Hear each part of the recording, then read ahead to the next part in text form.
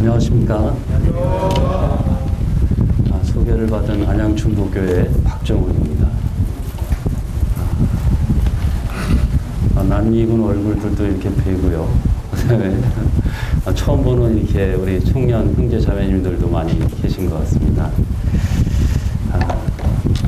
오늘은 간단한 말씀과 저에 대한 이렇게 간단한 간증을 통해서 우리 성도님들이, 청년 형제 자매님들이 이렇게 같이 주님께 유익받는 시간이 되기를 바랍니다. 우리 하나님 말씀 먼저 출애굽기 3장 말씀입니다. 출애굽기 3장 1절부터 5절까지 제가 봉독해 드리겠습니다.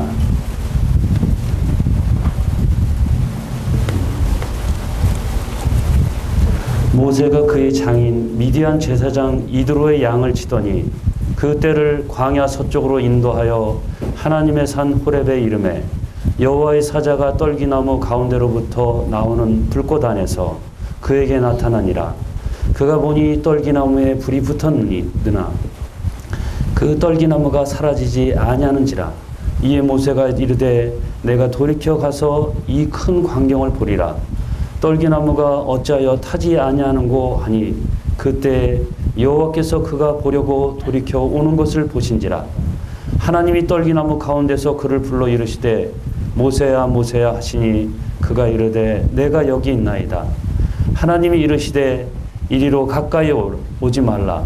내가 선 곳은 거룩한 땅이니 내 발에 신을 벗으라.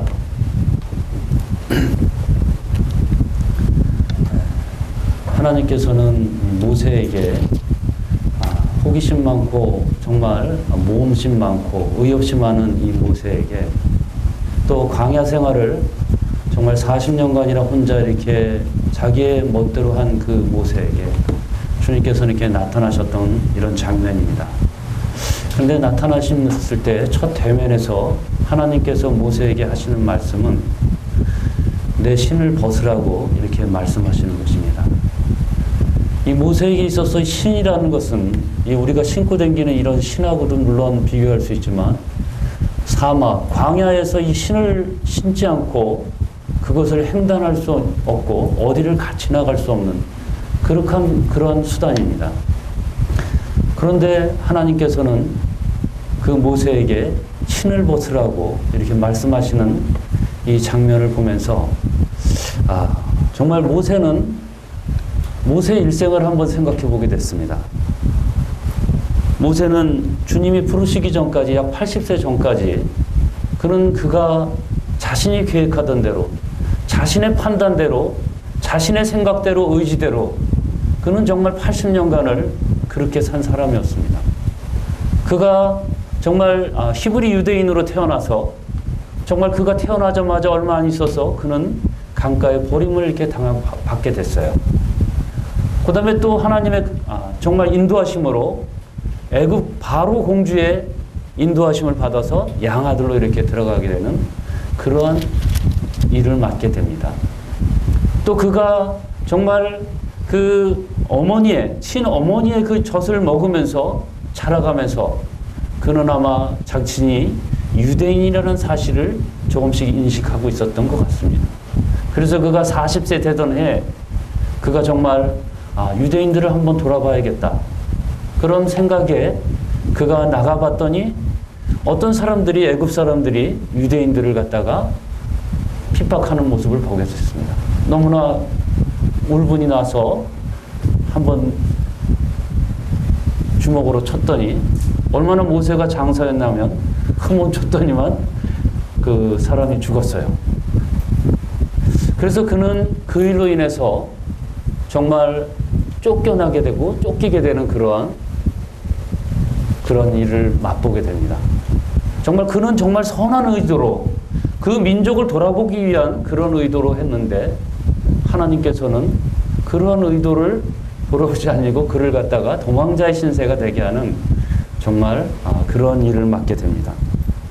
그래서 그는 광야로 이렇게 가서 미디안 제사장 이드로의 양떼를 치는 그런 역할을 이렇게 하게 됩니다. 약 40년간 그는 광야에서 정말 이드로의 양떼를 치면서 정말 양을 치는 게 아마 얼마나 힘든지 여기 있는 분들은 잘 모를 겁니다.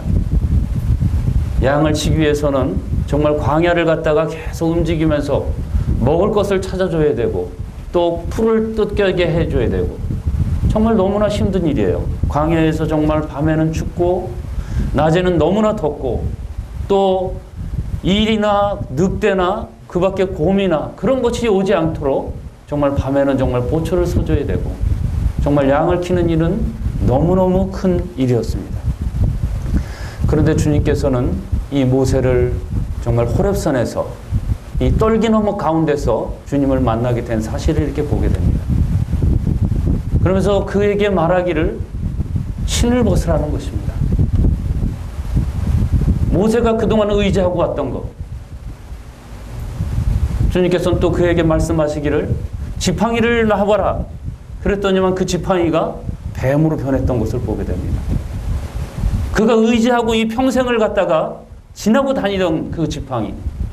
그것은 하나의 뱀의 역할에 밖에 지나지 않았던 것을 보게 됩니다. 그것을 갖다 다시 꼬리를 잡으니까 다시 지팡이가 됐던 것을 보게 됩니다. 그 다음에 주님께서는 모세에게 그 품에다 손을 넣어봐라 이렇게 얘기를 했더니 또 다시 내봤더니만 이 손이 나병으로 하얗게 변했던 사실을 보게 됩니다. 모세가 그동안 의지하고 다니던 이 지팡이, 모세가 그동안 의지하던 이 주먹, 이것은 하나의 정말 뱀에 지나지 아니었고 하나의 정말 육신의 병을 옮길 수밖에 없는 그러한 연약한 그런 도구밖에 되지 않았던 것을 보게 됩니다. 주님께서는 말씀하시기를 모세에게 신을 벗으라는 것입니다. 우리가 행하던 모든 일들, 우리가 행하던 이런 모든 일들을 하나님께서는 하나님의 주권에 맡기기를 원하신다는 사실입니다. 죄가 무엇입니까? 우리 조상 아담이 그 하와가 자기 판단대로 이것을 갖다 선악과를 본즉 말을 듣고 본즉 그것이 보암직하기도 하고 탐스럽기도 하고 정말 그것을 봤을 때 하나님같이 된다는 그런 생각을 갖게 됐던 것을 보게 됩니다. 스스로 판단하는 것. 하나님에 의해서 우리는 모든 신발을 벗고 하나님의 이끌어지는 대로 하나님의 판단대로 가야 되는데 우리의 판단대로 우리의 의지대로 우리의 결심대로 이 세상을 살아왔던 우리들인 것을 고백합니다. 여기에 있는 형제 자매님들은 본인들이 계획하고 여태까지 계획하던 모든 일들, 예를 들어서 대학이라던가 그 다음에 직장, 또 믿음 생활, 또 친구 관계 이런 모든 것들이 뜻하던 대로 다 됐습니까?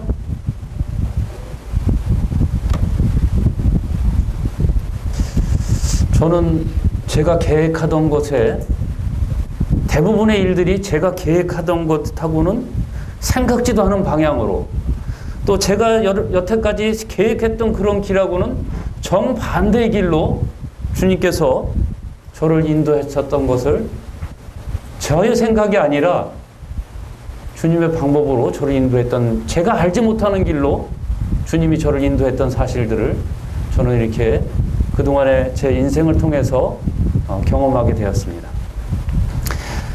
잠언 16장 9절 말씀에 보면 사람이 그 길을 계획할지라도 그 걸음을 인도하시는 일은 하나님이시라고 이렇게 말씀하셨습니다.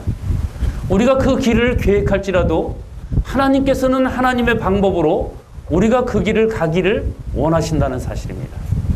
물론 주님께서는 우리 심령 속에 소원을 두고 우리와 함께 역사하기를 원하셔요. 그렇지만 우리의 방법이 아니고 우리의 어떤 계획대로가 아니고 하나님의 계획에 의해서 우리가 그 길을 가기를 원하신다는 사실입니다. 우리는 그 길을 갖다가 하나님이 계획한 대로 할 때 우리는 순종하기만 하고 그것을 받아들이고 따를 때 우리는 그 길을 하나님의 몽해를 쉬운 멍에를 맬 수 있다고 저는 생각해 보게 되었습니다. 저는 이러한 그 말씀을 갖다가 제가 받아들이고 정말 이 말씀을 깨닫고 그것이 정말 순종하는 데는 정말 많은 시간이 흘렀던 것을 보게 됩니다. 우리 말씀 한 구절 더 하나 찾아볼까요? 신명기 8장 2절입니다. 신명기 8장 2절.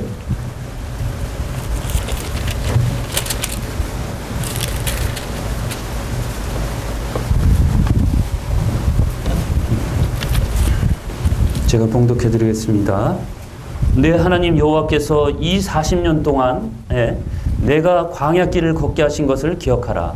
이는 너를 낮추시며 너를 시험하사 내 마음이 어떠한지 그 명령을 지키는지 지키지 아니하는지 알려 하심이라. 너를 낮추시며 너를 줄이게 하시고 또 너도 알지 못하고 내 조상도 알지 못하던 만나를 내게 먹이신 것은 사람이 떡으로만 사는 것이 아니요 하나님의 입에서 나오는 모든 말씀으로 사는 줄을 내가 알게 하려 하심이니라. 이 40년 동안에 내 의복이 헤어지지 아니하였고 내 발이 부르트지 아니하였느니라.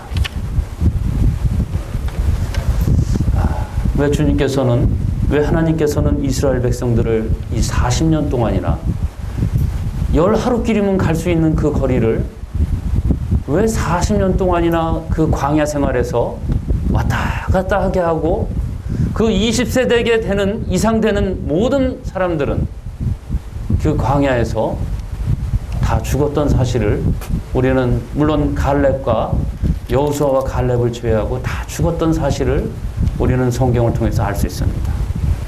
왜 그랬습니까? 하나님께서 말씀하시기를 너를 낮추시며 너를 시험하사 그 마음이 어떠한지 명령을 지키는지 아니 지키는지 알기를 원하셨다는 사실입니다. 저는 중학교 2학년에 약 1979년도 8월 달에 저는 이렇게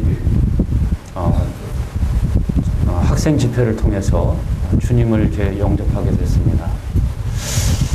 근데 저는 그때 주님을 이렇게 영접하고 난 이후에도 너무나 제 육신이 제가 계획하고 제가 모든 일을 하기를 이렇게 원했던 그러한, 지금 생각해보면 참 어처구니 없는 일인데요. 그렇게 했어요. 아버님이 이제 일찍부터 모임에 이제 사역을 이렇게 하셨습니다. 그래서 아버님은 사역을 이렇게 하시면서 신방도 가셔야 되고 또 사업을 하시던 일들이 교회 일에 점점 이렇게 신경을 쓰시게 되니까 사업은 점점 약해지게 됐습니다. 그래서 집안이 경제적으로 점점 어려워졌어요. 제가 이제 4남매 중에 2남 2녀 중에 장남이었습니다. 그래서 집에서 이제 아버님이 하시던 사업도 잘 안 되시고, 그래서 하셨던 일이 그 전에 이제 고향에서 가축을 갖다 이제 키우시던 그런 일을 갖다 생각하시고, 그 집에다가 가축을 조금씩 이렇게 키우게 됐습니다. 그래서 소도 키우고, 돼지도 키우고, 그 다음에 개도 키우고, 오리도 키우고, 닭도 키워보고, 또 아까 모세가 키웠던 양도 키워보고, 아마 안 키워본 짐승이 없을 정도로 모든 짐승들을 대부분 많이 키워봤던 것 같습니다.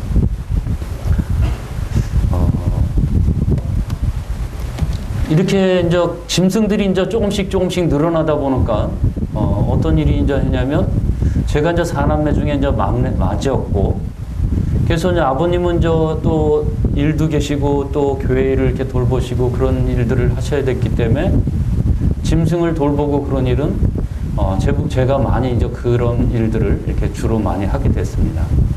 그래서 이제 학교를 갔다 오면은 니아까를 끌고 그 다음에 이제 동네 그 당시에 이제 음식점들을 이렇게 돌아다니면서 짬밥을 이렇게 걷어서 다니는 일들을 이렇게 했어요. 요즘 사료가 있어서 좀 많이 이렇게 요즘 편하게 이렇게 짐승들도 키울 수 있고, 그런데 그 당시에는 이제 경제적으로도 사정이 너무 안 좋았고 그랬기 때문에 사료값을 갖다가 절약하기 위해서 사료를 갖다가 좀 줄이고자 하는 마음에서 리아카를 이렇게 물고 그 짬밥을 갖다 이렇게 거두게 됐습니다. 또 이 짐승을 갖다 키우는 일은 정말 어렵습니다. 이게 돼지 같은 경우는 밥을 갖다가 조금 만약에 늦게 주게 되면요, 막 소리를 질러댑니다. 그리고 막 그냥 그 우리에서 나와서 막 꽥꽥꽥꽥거리고 되고, 또 소 같은 경우도 뭐 종종 많이 그럽니다. 소도 배고프면 막 그 우리를 뛰어나와서 막 돌아다니고 막 그럽니다. 그럴 때 이제 또 어린 마음에 어떤 마음이 있었냐면, 너무 가난이 이제 제가 아는 너무 가난이 싫었어요. 그래서 이 가난을 벗어날 수 있는 길은 내가 빨리 돈을 버는 길밖에 없다. 이렇게 저는 이제 생각을 했습니다. 그래서 돈을 벌어야겠다. 근데 학생이고, 그래서 뭐 특별히 이제 어렸으니까 어떻게 하면 될까 이렇게 생각한 게, 이제 고등학생이 접어들면서 경영이나 경제를 좀 알아야겠다. 그래야지만 돈을 좀 벌 수 있겠다. 이렇게 생각을 했어요. 그래야지만 정말 이 환경을, 이 열악한 환경을 빠른 시간 내에 벗어날 수 있겠다. 이렇게 생각을 해서 그래서 이제 대학을 이제 진학을 하려고 했습니다. 근데 대학을 갔다가 이제 열심히 공부를 했는데 경영하고 경제학과를 이렇게 가려고 이렇게 생각을 하니까 좀 안 좋은 대학을 가서는 경영하고 회사를 들어가도 별로 이렇게 빚을 많이 못 볼 것 같아갖고 좀 좋은 대학을 가려고 그랬는데 그게 뜻대로 잘 안 되더라고요. 그래서 첫 번에 대학에 진학하는데 실패를 했습니다. 또 가정 형편도 안 좋은데 또 장남이고 그러니까 아버님이 다시 공부를 하라 그래갖고 다시 재수를 하게 됐습니다. 재수를 하게 됐는데 자꾸 신경 쓰는 데가 딴 쪽으로만 신경을 써서 그런지 공부를 했는데 더 성적이 안 나왔어요. 뭐 어떻게 해야 될 도리가 없더라고요. 아마 하나님께서 제가 높았던 마음들을 낮추시는 과정이었던 것 같습니다. 그런 상황에 있었고, 시험 성적은 받아들은 상황이었는데 점수는 안 나오고 잘 안 나오고 그런 상황에 있었습니다. 그런데 마침 그때 교회에 외국에서 선교사 형제님이 오셨어요. 그래갖고 영어로 이제 강의하고 또 통역을 이렇게 해주고 그렇게 하는 그 시간이 있었습니다. 그런데 마침 그 시간에 제 친구가 먼저 그 대학을 들어간 친구가 그 시간에 이제 같이 말씀을 듣게 됐습니다.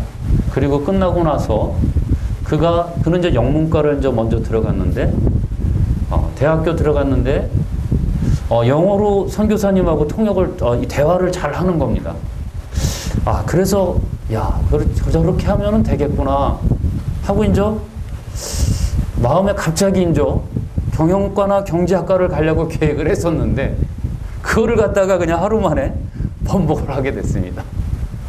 왜 그렇게 됐는지도 저도 잘 모르겠어요. 근데 그래서 그 과를 이제 가게 됐습니다. 뭐 영문도 모르고 잘 영문과를 이렇게 가게 됐는데요. 그러다 보니까 학교 생활이 사실은 들어갔음에도 불구하고 그렇게 썩 만족스럽지 못했습니다. 그래서 대학교 4년 동안을 군대 생활까지 이렇게 하면서 7년 동안 내가 왜 여기 들어왔나 이런 생각을 하면서 이거 내가 생각했던 길이 아닌데 하면서 저도 모르면서 그냥 그 과를 갖다 졸업하게 됐어요. 그러면서 이제 남도 이제 대학 이제 졸업하고 직장을 이제 다들 이제 찾게 되는데 친구들은 이제 뭐 대기업이라던가 은행이라던가 증권사 저희 때는 이제 그런 그 업종들을 주로 이렇게 많이 이렇게 선호를 하고 그렇게 이제 갔었습니다. 근데 저는 이제 뭐 대학 생활도 뭐 이렇게 착실하게 하지 못했고 그랬기 때문에 저는 이제 찾다 보니까 제가 이제 하고 싶었던 일은 저는 경영이나 그런 쪽에 무역의 일을 좀 하고 싶었어요. 그래서 마침 신문을 이렇게 보다 보니까 광고란에 제가 원하는 그렇지만 제가 생각지 않았던 그런 업종의 일들을 이렇게 접하게 됐습니다. 그래서 조그만 중소기업에 그 실크를 하는 중소기업에 제가 입사를 하게 됩니다. 이제 거기는 전 세계를 대상으로 실크 전문 회사를 하는 그런 회사였습니다. 근데 참 제가 이제 입사를 하고요. 약 2달 정도가 지났는데 위에 전임자들이 갑자기 사표를 갖다가 몇 분이 사표를 내게 됐어요. 같이 일하던 분들이요.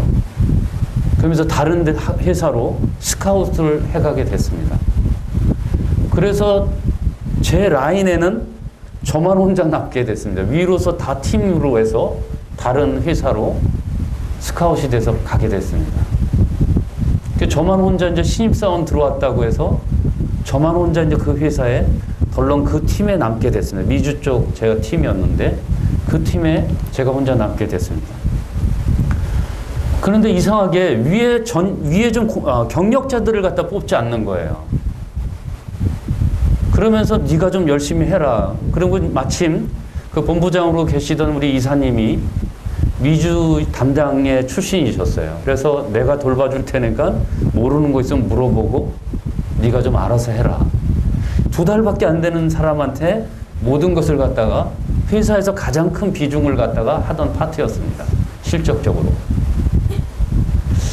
그래서 아침에 매일 제일 일찍 회사를 이렇게 출근하게 됐습니다. 그 다음에 저녁에 매일 늦게 퇴근을 하게 됐어요. 제가 기술적인 부분을 갖다가 제가 하던 일은 어떤 일이었냐면요. 이 실크를 갖다가 원단을 재직을 해서 누에 아시죠? 누에에서 입으로 나오는 그것을 이렇게 풀어서 그 실을 갖고 이 원단을 짜게 됩니다. 그럼 원단이 이제 그것이 실크 원단이 되게 됩니다. 근데 그 원단을 염색하고 가공하고 프린트도 하고 이런 일들을 갖다 제가 오다를 발주하고 또 바이어한테 오다를 받아서 발주하고 또 그런 일들을 갖다 일을 진행시켜서 바이어한테 또 공장으로 실어 나가게 하는 그런 일을 저는 이렇게 하는 사람입니다. 그래서 그런 일을 갖다가 이렇게 제가 이제 기술적으로 너무 모르니까요. 아침에 오면은 결제할 것만 하고 저는 이제 모든 일을 갖다가 마무리해서 공장으로 바로 안산에 있는 본사 공장으로 이렇게 달려가게 됐습니다. 그 일을 갖다가 계속해서 몇 달을 그렇게 하게 됐어요. 아침에는 일찍 회사에 가서 들어온 그 당시에는 이제 그 팩스로 갖다 모든 것을 갖다 사람들하고 이제 통화했는데요. 미주 쪽하고 들어오는 모든 팩스를 읽고 그날 체크해야 될 부분들을 다 이렇게 읽고 그 다음에 아침 바로 임원님들 이렇게 오시면 결제를 올려놓고 저는 이제 안산으로 내려갑니다. 그래서 저녁 퇴근할 무렵에 빨리 또 서울 사무실로 이렇게 돌아와서 그 모든 일을 갖다가 다시 또 밀린 업무들을 이렇게 처리하고 그렇게 해서 매일 저녁 늦게까지 일을 하고 했습니다. 참 다행인 것은요, 그 회사가 이제 기독교 그 장로님이 그 회장님으로 계신 회사였기 때문에 다행히 주일은 이렇게 잘 성수를 할 수 있었고요. 또 수요일은 제가 이렇게 열심히 하니까 수요일은 말씀 집회에 참석할 수 있게끔 또 상사들이 배려를 해주셔서 제가 퇴근 시간에 수요일은 이렇게 퇴근을 할 수 있게 되었습니다. 그러니까 하여튼 이렇게 열심히 이렇게 회사에서 하다 보니까 제가 회사 창립 4일에 가장 빠른 진급 순서를 이렇게 달리고 있었습니다. 그래서 계장에서 대리가 진급되고 또 과장까지 이렇게 진급을 이렇게 하게 됐습니다. 그런데 이렇게 순탄대로 갔더니 저희가 회사가 95년경에 어떤 일이 발생했냐면요. 국내에서 너무나 인건비가 한꺼번에 많이 올라가니까 인건비가 너무 많이 올라가니까 이 국내에 있는 회사를 갖다 클로즈하고 베트남으로 생산기지를 갖다가 옮기겠다고 이렇게 했습니다. 그래서 베트남에 이제 생산기지를 옮기게 됐는데요. 그러면서 국내에다도 하청 공장들을 사용해서 동일하게 오다를 진행하라는 얘기를 이렇게 받았습니다. 그런데 이제 저 같은 경우는 어떤 일이냐면요. 모든 것을 갖다가 본사에서 일을 갖다가 그 공장에서 모든 샘플부터 시작해서 다 모든 것을 갖다가 생산을 다 해줬는데 갑자기 여기 있는 본사 공장을 갖다가 95년에 크로즈를 하고 갑자기 하청 공장과 베트남에 있는 공장을 갖다가 사용하라고 하니까요. 매일 안산을 갖다가 거의 오르락 내리락 하면서 그 오다가 진행되고 또 진행되는 부분들을 갖다가 체크해서 바이어한테 알려주고 그런 일을 했었는데 갑자기 제가 체크해야 될 때가 없어져 버린 거예요. 하청 공장도 제가 어떻게 핸들링을 해야 될지를 잘 모르게 된 상황이고 그 다음에 베트남에 있는 공장은 뭐 국제전화비가 너무 비싸니까 팩스로 하라는데 팩스로 하면은 이것이 뭐 저녁 때나 돼야지 들어오는데 그것에 대해서 자세히도 들어오질 않습니다. 그러다 보니까 어떤 상황이 벌어졌냐면 한 1년 정도를 그렇게 이제 지나게 됐어요. 실적이 갖다 점점 떨어지게 됐습니다. 약 한 3분의 1도 안 되는 그런 실적으로 제가 떨어지게 됐습니다. 저는 영업을 하는 사람입니다. 세일즈맨인데 세일즈맨은 회사에서 힘을 쓸 수 있는 직종이기도 하지만 실적이 모든 것을 말해줍니다. 거의. 그래서 실적이 좋으면 그 사람이 아무렇게 해도 그 사람을 인정하지만 아무리 그 사람이 좋아도 실적이 나오지 않으면 정말 어떻게 보면 그 사람이 인정을 받을 수 없는 것이 이런 영업을 하는 사람들의 입장입니다. 근데 위에 분들도 맨 처음에는 이해를 하시더니 그렇지만 시간이 갈수록 점점 저에게 너무나 실적이 안 나오는 거에 대해서 점점 이렇게 푸시가 들어오게 됐습니다. 사실 그런 것이 왜냐하면 저는 아무것도 하는 게 몰랐어요. 그래서 한 1년을 넘게 정말 매일 일주일에 한두 번씩을 회의를 하면은 거의 제가 그 타켓이 됐어요. 그래서 제일 매일마다 깨지고 그런데 그런 상황에서요 어떤 일이 있었냐면 다른 그 회사에서 제가 이제 열심히 한다 그리고 한때 이제 많은 실적을 가졌다는 그렇기 때문에 다른 회사에서 저에게 이제 좋은 조건으로 월급도 지금 있는 거에 1.5배, 그 다음에 차도 뽑아주고 하겠다고 해서 좋은 조건으로 스카우트 제의가 들어오게 됐어요. 그런데 한편으로 이런 생각이 들었습니다. 제가 여기서 이렇게 정말 창피하게 여기서 그냥 가는 것은 이 실적이 이렇게 떨어졌는데 이렇게 나가는 것은 정말 창피한 마음이 들었어요. 또 제가 나름대로 주님을 믿는 사람으로서 여기에 이렇게 갑자기 이렇게 뒷마무리를 안 하고 가는 것도 정말 부끄러운 마음이 들었습니다. 그래서 그런 제안이 들어왔는데도 불구하고 제가 그것을 거절하고 그냥 그 어려운 시기를 갖다가 버티고 했어요. 그런데 제가 이제 점점 이 매도요, 점점 맞다 보면 맷집이 생깁니다. 이렇게 맞으면서 또 꾸중을 들으면서 제가 어떻게 생겼냐면 국내에 대한 하청 공장들을 어떻게 다뤄야 되는가를 제가 이제 요령을 갖다가 그다음에 어떤 가공은 어느 공장이 잘하고 또 어느 데서 어떻게 원단을 들어와서 또 어떤 루트를 통해서 이것을 갖다가 진행을 해야지만 생산이 아주 잘 나온다는 것을 제가 점점 터득하게 됐어요. 그래서 이제 97년 정도, 1년 정도를 갖다가 너무나 힘든 세월을 보내고 97년도 정도가 되면서 제 실적이 점점 올라오게 됐습니다. 그 전에 본사가 있을 때보다 그 자체 공장이 있을 때보다 약 1.5배 정도를 하청 공장을 돌려서 진행하게 됐습니다. 야고보서 1장 2절에 보면은 시험을 받거든 온전히 기쁘게 여기라고 이렇게 했던 말씀을 저는 그 기간을 통해서 저는 이렇게 깨닫게 됐어요. 정말 주님께서는 우리를 통해서 연단을 하는 과정이 필요하고요. 또 인내하는 길을 원하십니다. 요즘 현대인들은 보면 나에게 조그만 어려움이 있다 할지라도 그런 어려움이 자꾸 닥쳤을 때 피하기를 원합니다. 또 교회적인 문제가 발생했을 때도 정말 이 교회에서 다른 교회로 이렇게 많이들 가고 합니다. 그런데 주님께서는 어려움이 당한 데서 주님께서는 견디기를 원하십니다. 그 연단을 통해서 주님께서는 인내를 배우기를 원하고 또 주님께서는 그것을 통해서 하나님의 인도하심을 바란다는 사실입니다. 그래서 97년도가 되면서 실적이 막 떠오르게 됐어요. 그런데 97년도 약 한 9월경에 제가 이제 미국에 이제 출장을 가서 이제 바야들한테 오다를 다 이제 받아오게 됐습니다.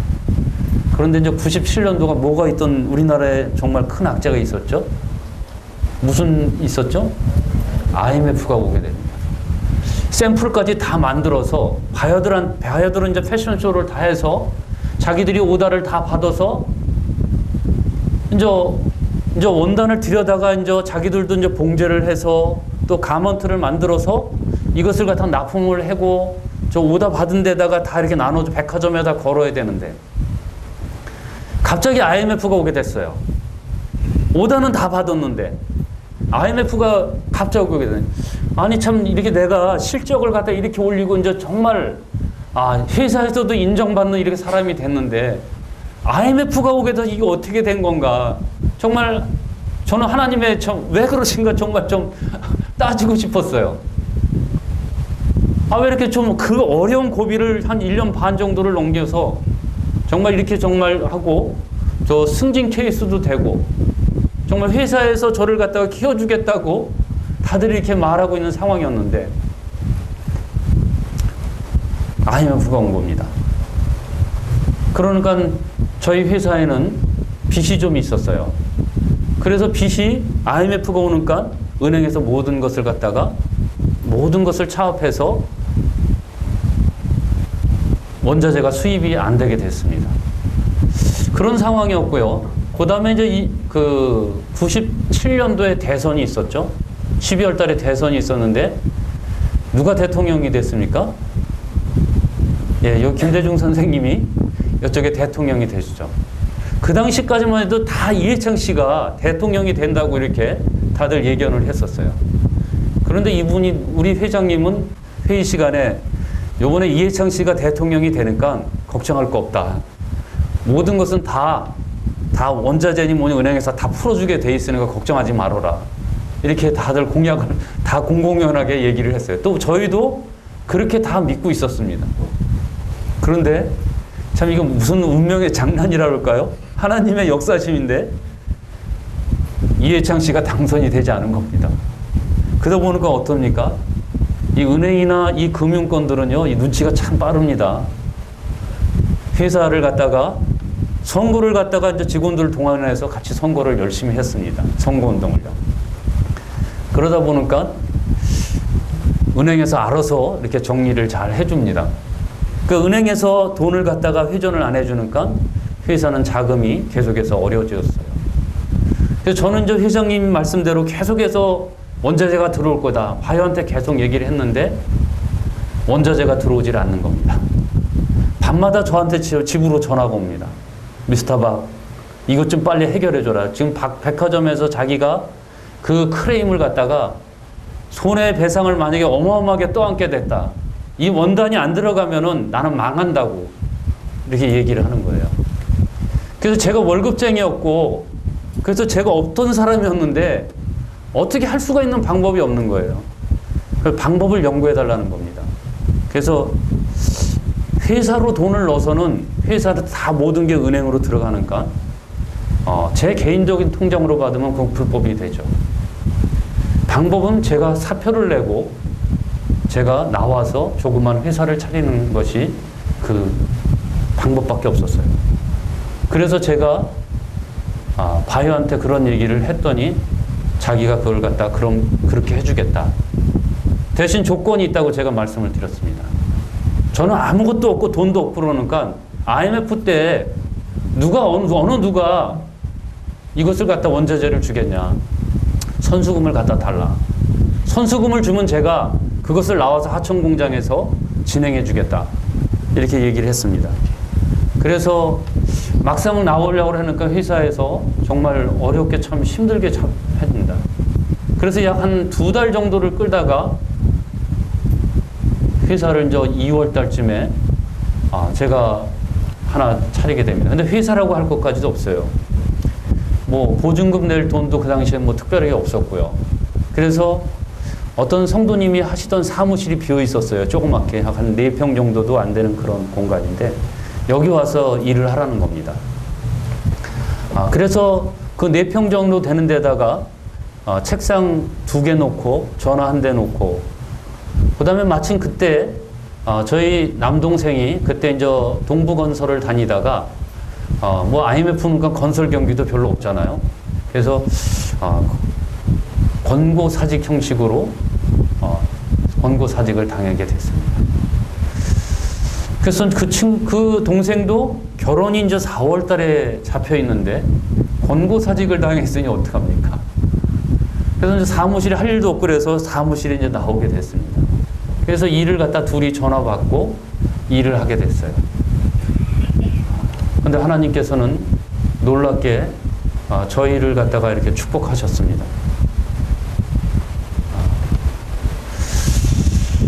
한 달, 2달 정도 매출을 하니까요. 조금 큰 오다도 받지를 못했어요. 왜냐하면 돈이 많이 없기 때문에. 한 2달 정도 매출을 하니까요. 한 몇 년치 연봉이 생기게 됐습니다. 뭐 그 당시에는 월급이 워낙 적죠. 지금 생각했던 부분으로. 그래서 사무실을 갖다가 조금 넓은 데로 보증금을 내고 또 이렇게 나오게 됐습니다. 그렇게 해서 98년도 2월 달에 제가 이제 사업을 시작했는데요. 지금까지 하나님께서 이렇게 함께 하시게 됐습니다. 그렇다고 해서 뭐 제가 큰 사업을 하는 건 아니고요. 저는 직원이 3명밖에 안 됩니다. 그 다음에 뭐 사무실이라 해봤자 한 30평 정도, 그 정도 규모에서 제가 무역을 이렇게 하고 있습니다. 똑같은 일을 제가 20년이 넘게 이 일을 하고 있습니다. 1년에 제가 약 한 60억 정도의 이렇게 매출을 이렇게 하고 있어요. 주님께서 이렇게 축복해 주셔서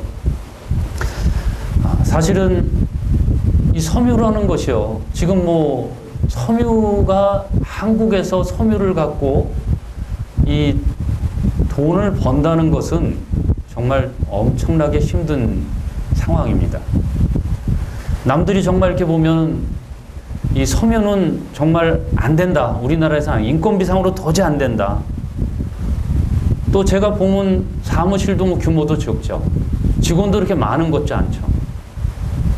그런데 하나님께서 함께 하셔서 제가 15년을 넘게 이렇게 일을 하면서 한 분기도 적자를 내지 않았습니다.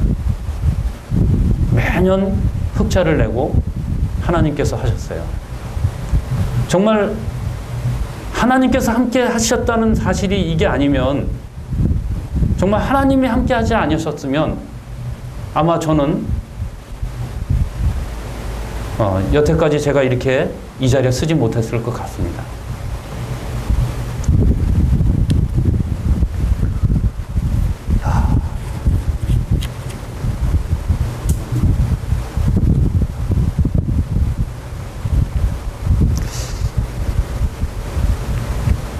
그 다음에 제가 이제 우리 자매랑 이제 하는 사업이 조그만 게 또 있습니다. 아까 우리 사회 보신 형제님께서 이렇게 말씀하셨는데요. 커피점을 이렇게 한 2개 조그만 걸 이렇게 하고 있습니다. 뭐, 커피를 이제 둘이 이제 좋아해갖고 커피점을 이렇게 자주 이렇게 다니면서 이렇게 커피를 이제 마시는 걸 좋아하고요.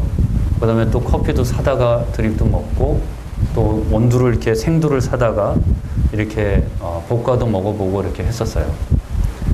근데 이제 커피를 갖다가 이제 저희가 이제 접하게 된 게 본격적으로 이렇게 생각하게 된 게 이 동티모르에 가 계신 우리 박복준 형제님이 계셔요. 약 4년 전에 동티모르 이렇게 가셨는데 동티모르에서 체류를 하시기 위해서 우리 김철희 형제님도 여기 계신데요. 비자가 필요합니다. 근데 동티모르에는 비자를 얻기 위해서는 비자를 얻기 위해서는 뭔가 사업을 일해야 됩니다. 그런데 여기 있는 거를 갖다가 그쪽에다가 갖다 팔면은요, 그거는 갖다가 뭐 팔 게 없어요. 왜냐하면 국민소득이 너무나 최극빈층에 속하는 그런 상황입니다. 그래서 여기 있는 걸 갖다 팔 수가 없기 때문에 거기 있는 걸 갖다가 이쪽으로 파는 방법을 한번 연구해 보자. 그래서 비자를 갖다가 얻어보자. 이렇게 해서 생각했는데 그 아이템 중에 하나가 커피였습니다. 동티모르에서 유일하게 생산되는 것이 커피예요. 그런데 문제는 뭐냐면, 그래서 커피를 이제 전국에서 아시고 또 그 일을 갖다가 좀 도와주기 위해서 한 10명 이상의 성도님들이 같이 이렇게 모였었습니다. 그래서 그 일을 갖다 추진해 보자. 그래서 저는 뭐 커피를 갖다 한 것보다도 제가 이제 수입 수출을 갖다가 그것을 갖다가 이제 하다 보니까 수입을 그러면 제가 그거를 갖다가 대행 한번 해주겠다고, 그래서 제 회사를 통해서 수입을 갖다가 대행해 주겠다고 해서 저는 그 자리에 참석을 하게 됐습니다. 그런데 이제 커피를 수입을 하려고 뭔가 샘플도 바꾸다 보니까 어떤 일이 발생했냐면, 커피값보다요 수입 들어오는 그 운송비가 더 많이 들어가는 겁니다. 그 동티모르라는 나라는. 다른 나라 같은 경우는 부두에서 배로 해서 실어갖고 한국까지 오는데 컨테이너에 얼마면 되지만, 이 동티모르라는 나라는 부두가 온전한 것이 없어요. 배가 전기 노선이 없습니다. 그래서 커피를 들여올 수가 없는 거예요. 비행기로 들어와야 되는데 비행기로 하면 커피값보다 2배가 더 비쌉니다. 비행기 가격. 키로당의 단가가요. 그래서 그 일을 갖다가 하지 못하게 됐습니다. 그래서 그때부터 커피를 갖다가 제가 생각을 하게 되고 커피에 대해서 한번 연구를 해보게 됐어요. 게다가 어떤 생각을 하게 됐냐면 커피가 정말 우리가 생각했던 것보다 커피가 유익한 것이 많이 있구나, 이런 생각을 하게 됐습니다. 기성세대에는 어떻게 보면 커피라는 것은 정말 우리가 다방을 갖다가 이렇게 떠오르는데, 아마 젊은 분들은 아마 뭐 스타벅스라던가 아니면 할리스 아니면 뭐 여러 커피점들이 요즘 너무 많은 브랜드가 나오는데, 거기에 이제 가갖고 많이 이렇게 마시면서 대화도 나누고 건전한 분위기를 익게 하실 겁니다. 그래서 이제 커피점을 갖다가 해야겠다. 또 요즘 이렇게 저희 교회들은 아니지만 일반 대형 교회에서는 북카페 같은 형식의 커피점들을 많이 운영하고, 또 성도님들이 그곳을 통해서 자연적으로 교제도 나누고 또 만남의 장소가 되게 하고 또 많은 사람들이 그곳을 거쳐가게 함으로 말미암아 자연스럽게 교제를 이렇게 나누게 되는 그런 것을 갖다가 알게 됐습니다. 또 김포 고천 모임의 그 엄기훈 형제님은 그 자기 그 서재에다가 커피 머신을 갖다 들여놨었어요. 그러면서 교회 오라고 하면 안 나오는데 이웃 사람한테 커피 한잔 하자고, 내가 북카페 이렇게 북에다가 저기다가 서재에다가 커피 머신을 들여놨는데 와서 커피 한잔 하시라고 그러니까 몇 분이 오셔갖고 교회에 연결돼서 교회를 다닌다는 이런 얘기를 들었어요. 그러면서 저도 이렇게 생각하게 됐습니다. 커피를 통해서 정말 우리가 사람을 만나는 장소가 돼야 되고, 주님께서도 내 거리에 나가서 사람을 부르라고 하고 세상으로 나가라고 했는데, 우리가 너무나 우리 자체적으로 너무 우리 교회적으로 너무 뭉쳐있는 거 아닌가, 이런 생각을 해보게 됐습니다. 그래서 교회가 문화를 선도해 나갈 수 있는 그런 문화적인 공간을 만들면 좋겠다, 그런 생각을 해보게 됐어요. 그 다음에 이 선교지가요, 이 커피라는 것이 보면 노동 집약적인 산업이기 때문에 대부분이 그 커피가 생산되는 곳에 보면은 너무나 가난한 사람들이 살고 있어요. 그러다 보니까 이 선교지가 이 커피 생산되는 곳하고 많은 곳이 겹치게 됩니다.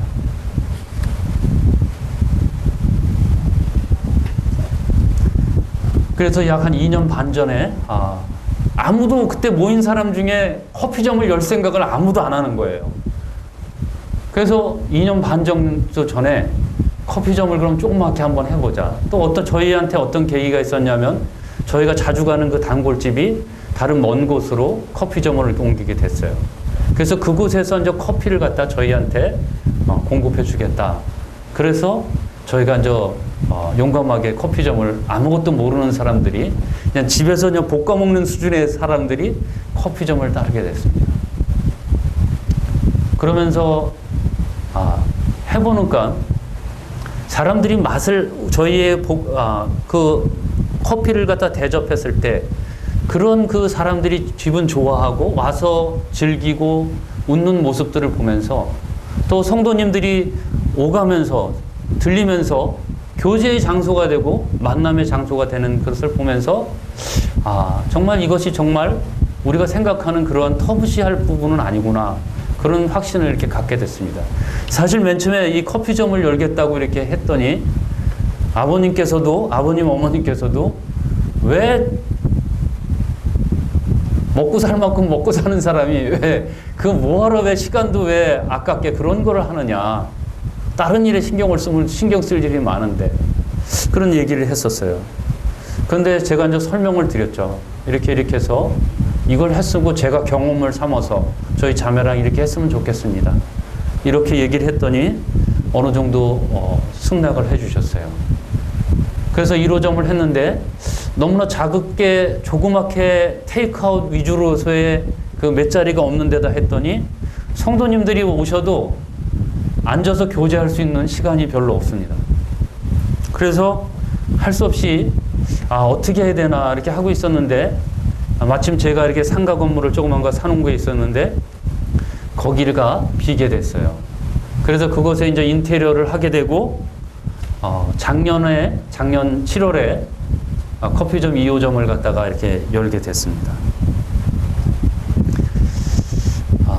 그래서 저희가 이제 커피를 갖다가 이제는 로스팅을 하자. 그래서 로스팅을 저희가 이제 기계를 구입을 해서 로스팅을 갖다가 이제 같이 해서 로스팅을 갖다가 이렇게 하게 됐습니다. 그래서 그 기분이 참 여기 성도님들은 잘 모를 겁니다. 제가 이렇게 볶아서 왔을 때 손님들이 그 맛을 보고 커피 맛 좋다 이렇게 정말 하고 그 맛에 대해서 인정해주고 그럴 때 정말 기분이 너무 좋더라고요. 또 성도님들이 오셔서 같이 기도해주고 또 교제하고 또 오가는 성도님들이 이렇게 자주 들릴 때 정말 마음에 기쁨이 있었습니다. 그래서 우연찮게 올 3월, 2월경에요. 어느 자매님한테서 전화를 받았어요. 근데 그 자매님은 이제 대구 성소교에 있는 자매님인데요. 갑자기 이제 형제님 그러는 겁니다, 저한테. 그래서 예, 웬일로 전화를 주셨어요? 이렇게 하더니 여기 태국에 와 있습니다. 그러는 겁니다. 태국 어디입니까? 그러니까 치앙마이에 와 있는데 여기 치앙마이에 와 있다고 그래요. 그래서 선교 여행차 왔는데 여기 와봤더니 커피가 여기 많이 있어요. 커피 좀 여기 성도님들이 커피를 좀 팔았으면 좋겠습니다 하고 이렇게 얘기를 하는 겁니다. 그래서 저는 뭐 이렇게 많이 큰 커피점이 아니기 때문에 제가 독자적으로 커피를 수입하기는 못하고 커피를 갖다 들여온 분이 이제 그걸 갖다 저는 이제 구매를 해서 제가 이제 볶아 왔었어요. 그런데 그렇게 하고 이제 김선호 형제님하고 이제 통화를 하고 제가 이제 제 사정을 갖다 얘기를 하고 이제 거기서 이제 그렇게 하고서 이제 통화를 이제 마쳤습니다. 그런데 올 4월 달쯤에요. 김광수 형제님이 전화가 왔습니다. 태국 안 가려고 그러냐고. 태국에 뭐하러 갈까? 지금 바쁜데요. 그러니까 베트남하고 태국하고 말씀 거기 그 집회에 가게 됐답니다. 또 특히 태국 치앙마이에서 전국 그 태국의 모임에 청년 연합 집회를 이렇게 갖게 됐는데 거기서 그 주강사로 우리 김광수 형제님이 가게 돼요. 저보러 가서 같이 특강을 또 하자는 겁니다. 그래서 이제 태국에 이제 저는 이제 한 4박 5일 정도, 5박 6일 정도를 이렇게 계획을 해서 가게 됐어요. 갔는데요. 그 치앙마이에서 약 3시간 정도 그 방콘이라는 곳에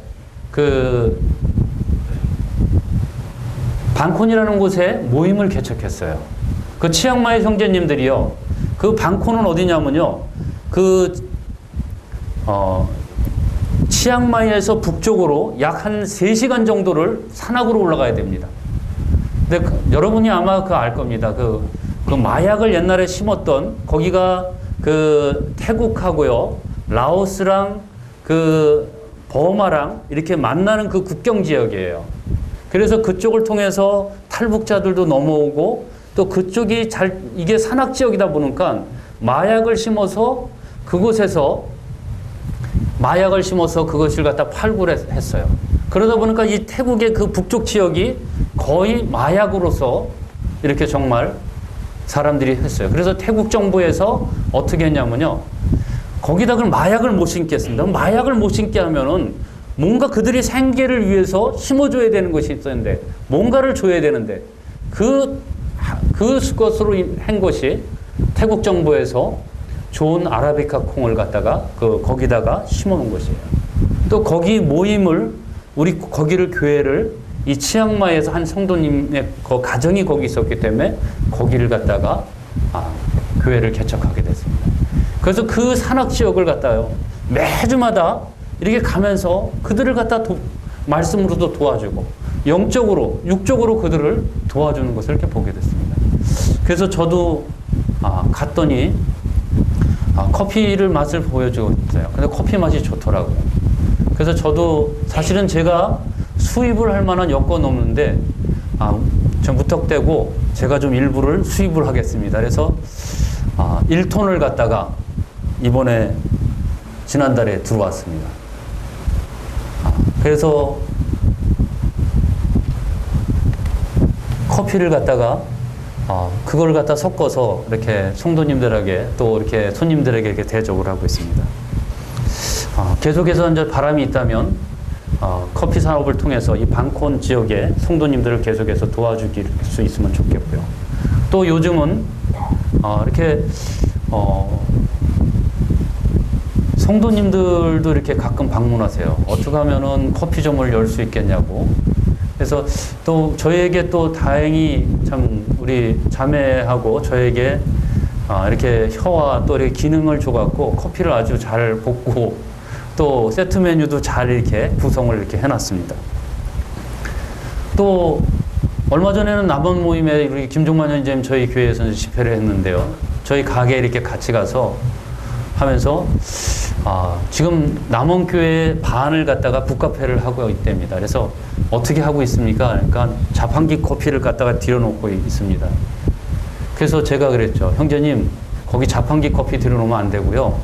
거기 제대로 커피숍을 하나, 북카페를 하나 하십시오. 그래서 2년 후에 계약이 끝나면 바로 하겠다고 형제님이 이렇게 말씀하셨어요. 저희는 저희 하는 일을 통해서 저희가 성도님들과 또 연약한 자들과 또 교회 이러한 문화적인 부분, 이런적인 부분에 저희 가정을 통해서 주님께서 함께 역사하기를 바라는 마음에 있습니다. 오늘 이렇게 두서없이 제가 제 하는 일들에 대해서 이렇게 말씀드렸는데요. 제가 이 자리에서 이렇게 말씀드렸던 부분은 정말 제 자신을 어떤 나타내기 위해서 이렇게 했던 부분은 아니고요. 저는 사실 어떻게 보면은 제가 서두에 간증드린 대로 저는 어려운 가운데서 또 제가 생각하지 못했던 그 길을 하나님이 오늘날까지 이렇게 오게 됐어요. 제가 이 섬유를 통해서 이 길을 가기라고는 저는 생각지 못했습니다. 또 저는 제가 이게 커피점을 통해서 제가 이런 성도들을 돕고 또 이런 일을 한다고 저는 계획하지 않았어요. 그런데 하나님께서는 저를 통해서 저희 가정을 통해서 이 일을 이렇게 하게 하셨던 것을 보게 됩니다. 제 간증을 들으면서 여기에 많은 성도님들이 계십니다. 10년, 20년 후, 또 30년 후에 하나님께서 함께 하셨던 사실, 모세가 주님을 만났을 때 주님께서는 모세에게 신을 벗으라고 했어요. 우리의 방법대로가 아니라 하나님께서 계획하신 그 길을 따라서 우리를 연단하시고 훈련하시고 그 길을 가게 하신다는 사실입니다. 우리가 사실 때로는 우리가 계획하지 않은 그 길을 갈 수가 있어요. 그렇지만 주님께서 우리가 그 길을 계획하지 않았다 할지라도, 또 어려운 일이 있다 할지라도, 그곳에서 우리가 하나님께서 연단 주시는 가운데서 우리가 주님만 바라보고 주님의 판단에 의해서 우리가 움직임을 당할 때 우리는 하나님께서 우리를 통해서 역사하실 것입니다. 또 여기에 있는 모든 성도들을 통해서 하나님께서는 역사하기를 원하신다. 우리 젊은 형제 자매님들은 정말 꿈도 많고 또 많은 계획과 비전을 가질 줄 압니다. 우리 주님을 의지하고 우리의 판단이 아니라 하나님이라면 내 입장이라면 어떻게 했을까? 항상 이런 입장에서 우리가 그 길을 간다면 참 주님께서 기뻐하시고 우리를 통해서 역사하지 아니하실까? 저는 감히 생각해 보게 됩니다. 예, 감사합니다.